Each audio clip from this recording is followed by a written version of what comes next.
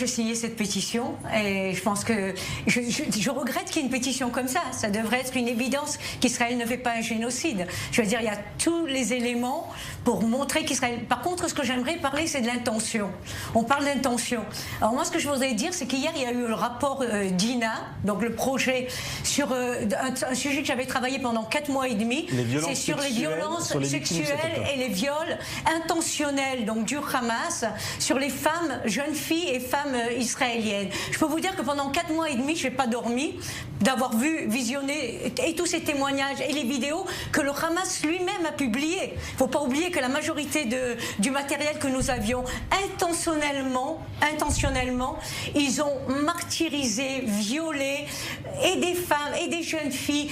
Il ne faut pas oublier non plus qu'il y a eu des bébés massacrés, des bébés kidnappés, des enfants kidnappés.